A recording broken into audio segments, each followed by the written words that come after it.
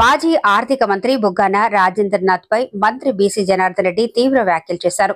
నీ స్వార్థ రాజకీయాల కోసం వ్యవస్థలను నాశనం చేశావు. పిట్టకథల బుగ్గానగా మారిన నీ వల్లే రాష్ట్రం అప్పుల ఊబిలో కూరుకుపోయింది అంటూ ఆగ్రహం వ్యక్తం చేశారు. రాష్ట్ర ప్రభుత్వం ఈ రోజు కేవలం వడ్డీలను కట్టేందుకు సంపదను సృష్టించుకోవాల్సి వస్తోందని, దీనికి బుగ్గానే ప్రధాన కారణమని విమర్శించారు. బుగ్గాన గతంలో చేసిన అప్పుల చిట్టాను త్వరలో ప్రజల ముందుకు తీసుకురావాల్సిన అవసరం ఉందన్నారు. డోన్ నియోజకవర్గానికి బుగ్గాన చేసింది శూన్యమేనని, ప్రజలు ఇప్పుడు ఆయన పిట్ట కథలను నమ్మటం మానేశారని మండిపడ్డారు. నీవే రాష్ట్రాన్ని అప్పుల పాలు చేసిన దానికి బాధ్యులు. గత పాలకుల వైఫల్యమే ఈనాటి ఈ పరిస్థితికి దారితీసింది అంటూ విమర్శనాస్త్రాలు సంధించారు. బుగ్గాలను బహిరంగ చర్చకు రావాలని సవాలు విసిరిన మంత్రి గతంలో తెలుగుదేశం పార్టీ నేతలపై పెట్టిన కేసుల జాబితా గుర్తు చేస్తూ ఆయనను ఊహాజనిత వ్యాఖ్యలకు పరిమితం కాకుండా ప్రజలకు జవాబు చెప్పాలని డిమాండ్ చేశారు. ఏంటి మీరు 11 మంది శాసనసభ్యులు ఉన్నారు కదా, మీకు బాధ్యత లేదా? ఈరోజు అసెంబ్లీకి వచ్చి సమస్యల వ్యవస్థలన్నిటిని కూడా సర్వనాశనం చేసి ఆ రోజు వారు యొక్క గత వైఎస్ఆర్సీపీ ప్రభుత్వంలో రాష్ట్రంలో 2019 నుంచి 24 వరకు వ్యవస్థలన్నిటిని కూడా సర్వనాశనం చేయడం జరిగింది. గత పాలకులు పరిపాలించిన తీరు, వారు చేసినటువంటి పాపాల వలన ఈరోజు రాష్ట్రం కూడా ఎన్నో ఇబ్బందులను ఎదుర్కొంటూ కూటమి ప్రభుత్వానికి అత్యధిక మెజార్టీ ఇచ్చి మా కూటమి ప్రభుత్వానికి ఇచ్చినందుకు ఏదైతే అభివృద్ధి సంక్షేమం రెండింటిని కూడా సమపాలలో ఈరోజు ప్రభుత్వాన్ని నడిపిస్తూ ఉన్నాము. మొన్నటికి మొన్న 3-4 సార్లు మాజీ మంత్రి బుగ్గన మాట్లాడుతూ రాష్ట్రంలో అరాచక పాలన సాగుతూ ఉంది, రాష్ట్రంలో వ్యవస్థలన్నీ సర్వనాశనం అయిపోయాయి, ప్రజలను వెన్నుపోటు పొడిచారు అనేటువంటి స్టేట్మెంట్లు ఇవ్వడం ఉంది బుగ్గన రాజేంద్రనాథ్ రెడ్డి గారు. అయ్యా బుగ్గన, నువ్వు ఒక్కసారి ఆలోచన చేసుకో. పిట్టకథలు చెప్పే నువ్వు పిట్టకథల మంత్రి అయిపోయి ఈరోజు పిట్టకథలు పనికి రావని చెప్పి ప్రజలు మిమ్మల్ని ఇళ్లలో కూర్చోబెట్టినారు. 153 సీట్లు మీకు ఇస్తే మీరు చేసినటువంటి ఘనకార్యం ఏముంది? మీరు రాష్ట్రంలో మొదలు పెట్టిన తర్వాత పరిపాలన మొదలు పెట్టడమే ప్రతీకార చర్యలతో ఆ రోజు ప్రజాస్వామ్యంలో మొదలు పెట్టినప్పుడు పైలాలను పగలగొట్టడము, అదేవిధంగా ప్రజావేదికను ప్రజల కోసం ఇచ్చినటువంటి ప్రజలతో ప్రభుత్వంతో ప్రజల సొమ్ముతో కట్టించిన ప్రజావేదికను కక్షపూరితంగా కూర్చోబెట్టి ఆ రోజు మీ నాయకుడు మొదలు పెట్టాడు. భూమి పూజ చేసినట్లు ప్రజావేదికను కూర్చోడం మొదలు పెట్టాడు. ఆ రోజు వేదికను కూర్చున్నప్పుడే మీ ప్రభుత్వంలో మీ పరిపాలన కానీ ప్రజలు కానీ మీకు సర్వనాశనం మొదలైందని చెప్పి ప్రజలు తీర్మానం చేశారు. అటువంటిది మీరు మాట్లాడుతూ ఉన్నారు ఈరోజు అరాచక పాలన గురించి, వ్యవస్థల గురించి. నువ్వు ఫైనాన్స్ మినిస్టర్గా ఉన్నావు. నీవు ఫైనాన్స్ మినిస్టర్గా ఉండి ఎన్ని వేల కోట్ల రూపాయల అప్పులు మా మీద పెట్టిపోయావో నీకు ఒక్కసారి లెక్కలు చూస్తామంటే నేను కూడా లెక్కలతో సిద్ధంగా వస్తాం. మా మంత్రి కూడా వస్తాడు, ఆర్థిక మంత్రి. మీరు ఎక్కడ సవాలు పెట్టినా దానికి రెడీగా ఉన్నాం. ఎందుకంటే మీరు వ్యవస్థలన్నింటినీ కూడా పరిపాలనా అనుభవం లేక, మీ అనుభవ రాహిత్యంతో లేక, మీ వలన ఈరోజు రాష్ట్రం సర్వనాశనం అయిపోతే మా నాయకుడు వచ్చిన తర్వాత గౌరవ ముఖ్యమంత్రి గారు వచ్చిన తర్వాత రాష్ట్రాన్ని గాడిలో పెట్టడం మొదలు పెట్టాము. మీరు పంచాయతీ రాజు వ్యవస్థను నిర్వీర్యం చేశారు. నాడు ఏ రోడ్డున ఏ గ్రామానికి పోవాలన్నా సీసీ రోడ్డు లేవు. మేము వేసినటువంటి 19 నుంచి 24 వరకు మేము వేసిన రోడ్లు తప్ప ఎక్కడ కూడా రోడ్లు వేయలే. ఈరోజు గొప్పగా ఆర్భాటంగా చెప్తా ఉన్నారు ఈరోజు మేము చేసిన అభివృద్ధి తప్ప అని. కేవలం 1 సంవత్సరం కాలం అయింది. 1 సంవత్సరంలోనే మార్పు కనపడతా ఉంది. ప్రజలు అటు సంక్షేమాన్ని అభివృద్ధిని ఇస్తున్నారని చెప్పి కూడా సంతోషంగా ఉన్నారు. ఈరోజు రాజధాని లేని రాష్ట్రం ఏదైనా ఉందంటే ఒక ఆంధ్రప్రదేశ్. అటువంటి రాష్ట్రాన్ని ఆ రోజు ఉండేదాన్ని 3 ముక్కలు చేసి, రాజధానిని 3 ముక్కలు చేసి పాపం పెట్టుకుని, అదేవిధంగా ఏదైతే జీవనాడి ఆంధ్రప్రదేశ్ ఉందో అటువంటి పోలవరాన్ని పుట్టన పెట్టుకున్నారు మీరు. ఈరోజు మళ్ళీ పోలవరాన్ని మొదలుపెట్టాము, పనులు జరుగుతూ ఉన్నాయి. అదేవిధంగా రాష్ట్రాన్ని రాజధాని లేని రాష్ట్రాన్ని మళ్ళీ ఈరోజు రాజధానిలో 70,000 కోట్ల రూపాయలకు పైగా పనులు మొదలుపెట్టి రాజధాని కూడా 3 సంవత్సరాల్లో కంప్లీట్ చేస్తామని చెప్తా ఉన్నాను. ఇది ఒక్కటే కాదు, మీరు ఆ రోజు అరాచక పాలన చేయడం జరిగింది.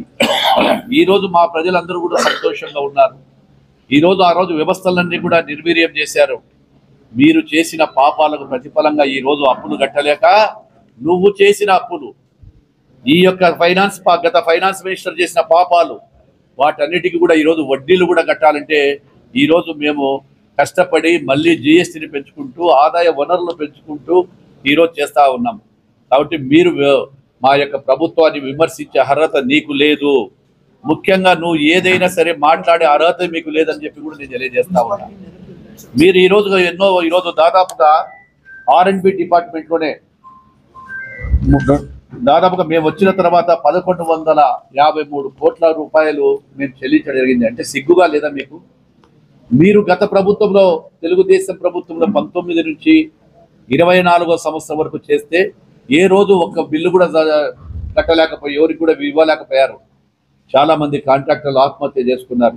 ఇన్ని ఉండగానే కూడా ఈరోజు మా ప్రభుత్వం మళ్ళీ ఈ యొక్క గుంతలు లేని రాష్ట్రంగా చేయాలనే ఉద్దేశంతో 1,021 కోట్ల రూపాయలతో ఈరోజు గుంతలంతా కూడా రాష్ట్రాన్ని పూడ్చడం జరిగింది. అంటే మీరు అనుభవం లేకుండా చేసిన పాపాలు ఈరోజు మళ్ళీ మన చుట్టుకుంటే వాటన్నిటిని కూడా అభివృద్ధి చేస్తూ ఉన్నాము. అదేవిధంగా గతంలో తప్పుడు కేసులు పెట్టింది ఎవరయ్యా? మీరు ఎంతమంది కాంట్రాక్టర్ల మీద, ఎంతమంది ఈ యొక్క వ్యాపారస్తుల మీద విజిలెన్స్ కేసులు పెట్టి విజిలెన్స్ దాడులు చేసింది ఎవరు? మీ ప్రభుత్వంలో మీరా మేమా? మొదలు పెట్టింది మీరు. ఈరోజు ప్రతి ఒక్కరు చేశారు కాబట్టి 151 సీట్లకు గాను ఈరోజు 5 పోయింది, 1 మిగిలింది. అంటే ప్రజలు గమనిస్తూ ఉన్నారు ఎవరు అరాచక పాలన అని. డోన్ నియోజకవర్గంలో కానీ, అటు బరిగానిపల్లెలో కానీ, నంద్యాల జిల్లాలో అరాచక పాలన చేసింది ఎవరు? ముసుగు చాటున బయట ఒక మాట లోపల ఒక మాటగా చేసిన లీడర్లు ఎవరో మీకు అందరికీ కూడా తెలుసు. ఈరోజు మేము అభివృద్ధి చేస్తూ ఉంటే ఓర్చుకోలేకుండా పోతా ఉన్నారు. మీరు చేసిన నాణ్యత లేని పనుల వల్ల ఈరోజు కూడా మీరు కట్టిన బిల్డింగ్లలో కారుతా ఉన్నాయి, డ్యామేజ్ అయిపోయినాయి, పగుళ్ళు వస్తూ ఉన్నాయి. ఎందుకు ఆ డ్యామేజ్ పగుళ్ళు వస్తూ ఉన్నాయి? నాణ్యత ప్రమాణాలు ఎవరి కమిషన్ల కోసం చేశారు? ఎవరి కోసం ఆ రోజు ఆ పనులు చేశారు? మీరు ఎవరి కోసం చేశారు చెప్పాలి. బుగ్గన రాజేంద్రనాథ్ రెడ్డి ఈరోజు మార్నింగ్ వాకట్టు పొద్దున సాయంత్రం తిరుగుతూ ఉన్నారు. మళ్ళీ 5.5 సంవత్సరాలు ఎందుకు కంప్లీట్ చేయలేకపోయినారు? ఎందుకు వాళ్ళకు బిల్లులు చెల్లించలేకపోయినారు? నువ్వు ఒక ఫైనాన్స్ మినిస్టర్గా ఉండి మళ్ళీ ఎందుకు బిల్లులు చెల్లించలేదు? బుగ్గన రాజేంద్రనాథ్ రెడ్డి గారే జవాబు చెప్పాలా. ఈరోజు మా మీద అంటున్నారు, మా ఎమ్మెల్యే గారి మీద అంటున్నారు, మా ప్రభుత్వాన్ని అంటున్నారు మీరు అది చేయడం లేదని. మీరు చేసిన పాపాల వలనే. అంటే మీకు ఎక్కడ కూడా ఆర్థికంగా ఏ విధంగా చేయాలి, ప్రభుత్వాన్ని ఏ విధంగా నడపాలా అనేటువంటి అవగాహన లేక మళ్ళీ ఈరోజు వచ్చి మాట్లాడుతూ ఉన్నారు. మీరు రెచ్చగొడతా ఉన్నారు ప్రజలను. మీరు ఎన్ని రెచ్చగొట్టినా ఏం చేసినా ప్రజలు ఈరోజు సంక్షేమం అభివృద్ధి బ్రహ్మాండంగా జరుగుతూ ఉంది. ఎవరికి ఎవరు వెన్నుపోటు పొడిచారు? మిమ్మల్ని ప్రజలు వెన్నుపోటు పొడిచారు. ఓటు అనే ఆయుధంతో మిమ్మల్ని వెన్నుపోటు పొడిచారు. కానీ మేము ఎక్కడ కాదు, మీరు పొడిచారు కాబట్టి మీరు వెళ్ళిపోయినారు. ఏంటి మీరు 11 మంది శాసనసభ్యులు ఉన్నారు కదా, మీకు బాధ్యత లేదా? ఈరోజు అసెంబ్లీకి వచ్చి సమస్యల మీద మాట్లాడాల్సిన బాధ్యత. మీ నాయకుడు బెంగళూరులో ఉంటారు, మీరు ఎవడు రారు.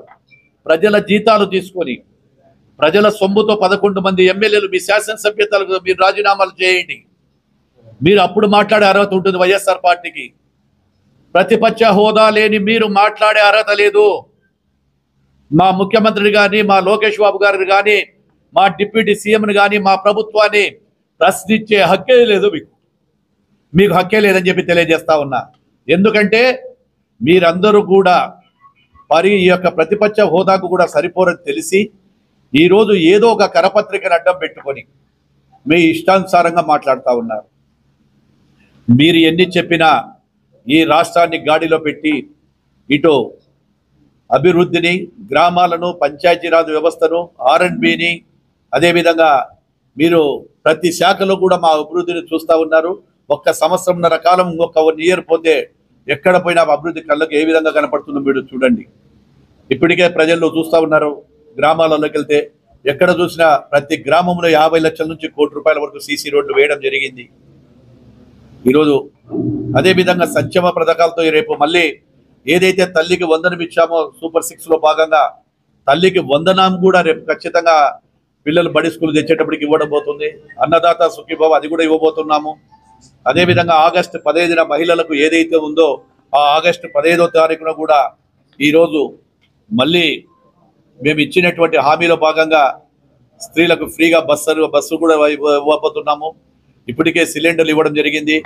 ఏంటి మీ అరాచక పాలన రెవెన్యూ డిపార్ట్మెంట్లో title act, land title act తీసుకుని ఎవరో పూర్వపు తల్లిదండ్రుల ఆస్తులు ఇస్తే వాళ్ళ బుక్కుల మీద మీ యొక్క పాస్బుక్ల మీద మీ ఫోటోలు మీ నాయకుడు వేసుకుంటారు. ఆఖరికి సిగ్గు శరం లేకుండా నెంబర్ రాళ్ళ మీద కూడా మీ ఫోటోలు వేసుకున్నారు. మీరు మమ్మల్ని పరిపాలించే మీరు విమర్శించేది. కాబట్టి విమర్శలు చేసేటప్పుడు మేము గతంలో చేసిన పాపాల వల్ల శిక్ష పడి తగ్గి మాకు ప్రజలు శిక్ష వేశారు. మళ్ళీ మీరు సమస్యలు ఉంటే మా దృష్టికి తీసుకురండి. ఆ సమస్యలు ఏదున్నా ప్రజలలో కానీ మీకు ప్రజా సమస్యల మీద ఉంటే ఖచ్చితంగా కూడా మేము సమస్యల కోసమే పోరాటము, సమస్యల కోసమే పరిపాలన, ప్రజల వద్దకే పరిపాలన జరిగినటువంటి ప్రభుత్వం. నీకు మాట్లాడే అర్హత లేదు. మీ నాయకునికి కానీ మీకు కానీ ఎవరే కానీ మా యొక్క కూటమి ప్రభుత్వాన్ని విమర్శించే అర్హత లేదని చెప్పి తెలియజేస్తూ, ఏది ఏమైనా త్వరలోనే ఇచ్చినటువంటి హామీలన్నీ కూడా కంప్లీట్ చేస్తామని చెప్పి మీకు తెలియజేస్తా ఉన్నాము. అసలైన వెన్నుపోటుదారులు మీరు కాబట్టి ప్రజలు ఓటు ఆయుధం ద్వారా మిమ్మల్ని వెన్నుపోటు పడిచారని చెప్పి తెలియజేస్తా ఉన్నాను.